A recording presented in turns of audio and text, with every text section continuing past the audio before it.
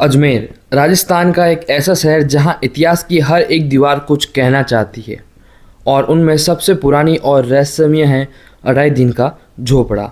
Hello guys, welcome back to my another vlogs. और आज हम एक्सप्लोर करने जा रहे हैं राजस्थान की पहली मस्जिद जो अजमेर में बनी हुई है। एक ऐसा धरोहर जिसका नाम ही कुछ अलग है। लोग सुनते ही पूछ बैठते हैं, अढ़ाई दिन का झोपड़ा मतलब। आइए चलते हैं हम अंदर और बताते हैं कि क्या है अढ़ाई दिन का झोपड़ा। यह है भारत की सबसे पुरानी मस्जिदों में से एक और अजमेर में सबसे पुराना जीवित स्मारक। इस मस्जिद में एंटर होने के लिए दो गेट हैं। जिस गेट से हम अंदर आए हैं ये मेन गेट है। अंदर आने पर एक बड़ा सा कोर्टयार्ड है और उसी के सामने बनी हुई है ये मस्जिद। आज से 833 साल पहले यानी 1192 ईस्वी में मोहम्मद गौरी के आदेश पर कुतुबुद्दीन ऐबक ने इसको बनवाया था और हेरात के अबू बकर ने इस मस्जिद को डिज़ाइन किया था। ये मस्जिद शुरुआती इंडो इस्लामिक वास्तुकला का एक बेहतरीन उदाहरण है। ये मस्जिद लगभग 7 साल में बनकर तैयार हुई थी और दिल्ली के सुल्तान इल्तुतमिश ने 1213 ईस्वी में इसे और भी बढ़ाया था। इस इमारत का अधिकांश भाग अफगान प्रबंधों की देखरेख में हिंदू राजमिस्त्रियों द्वारा बनाया गया था। मस्जिद ने अधिकांश मूल भारतीय विशेषताओं को बरकरार रखा है। कुतुबुद्दीन ऐबक के उत्तराधिकारी इल्तुतमिश ने बाद में 1213 ईस्वी में मस्जिद का सौंदर्यीकरण किया, जिसमें एक स्कीन दीवार बनवाई जिसमें नक्काशीदार मेहराब है जो भारत में पहली बार हुआ था। मुख्य मेहराब लगभग 60 फीट ऊंचा है और इसके दोनों ओर 6 छोटे छोटे मेहराब हैं।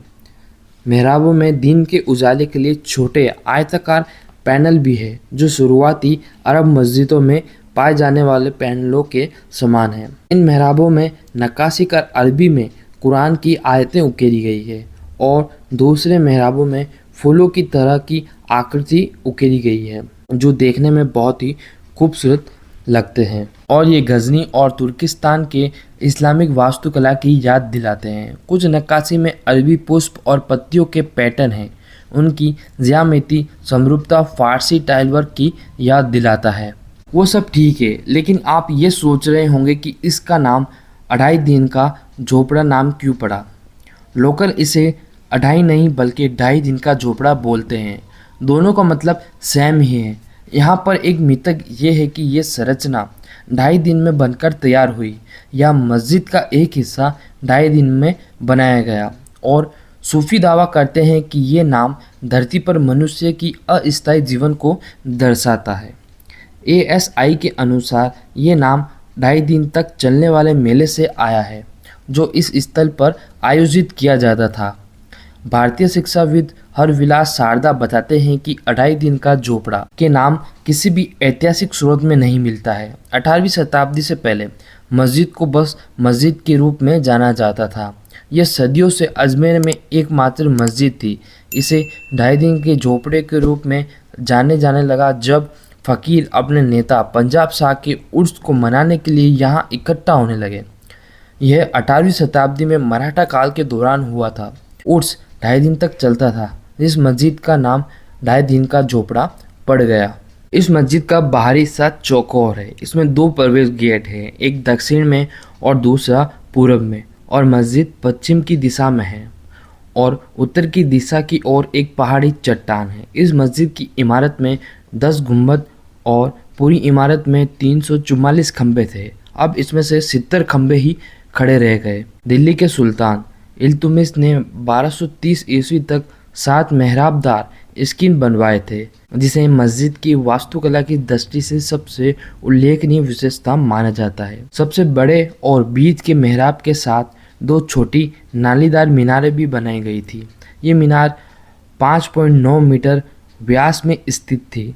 मीनारें अब बर्बाद हो चुकी है, लेकिन उनके अवशेषों से पता चलता है कि ये 24 वैकल्पिक कोणीय और गोलाकार बांसुरी के साथ ढलान वाली खोखली मीनार थी, बिल्कुल दिल्ली के कुतुब मीनार की तरह। ऐसा माना जाता है कि बाद के राजाओं ने मस्जिद को अनदेखा किया क्योंकि ममलूक वंश के शुरुआती इतिहास ताजुल माहिर में इसका उल्लेख नहीं मिलता है।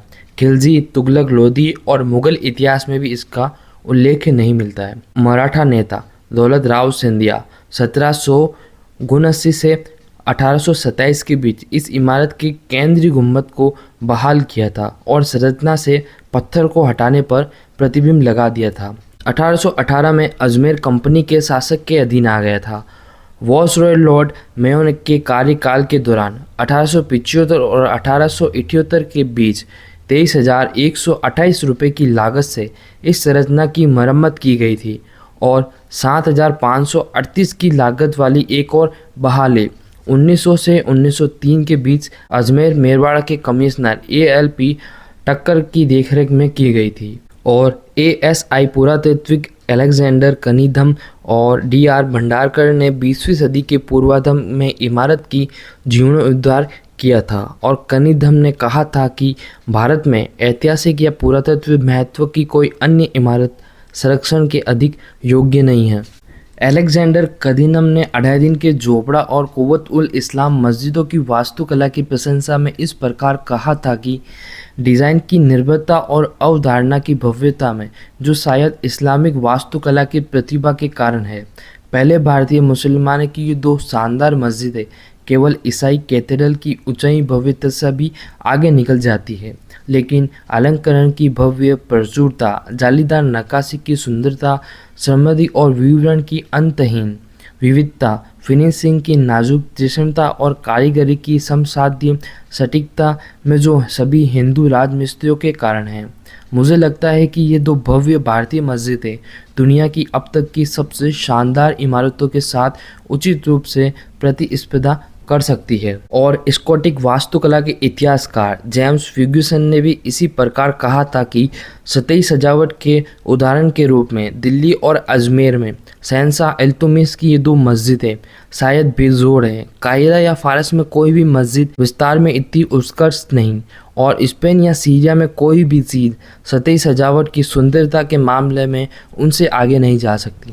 अगर आपको हमारा व्लॉग अच्छा लगा तो इसे लाइक करें, शेयर करें और चैनल को सब्सक्राइब जरूर करें।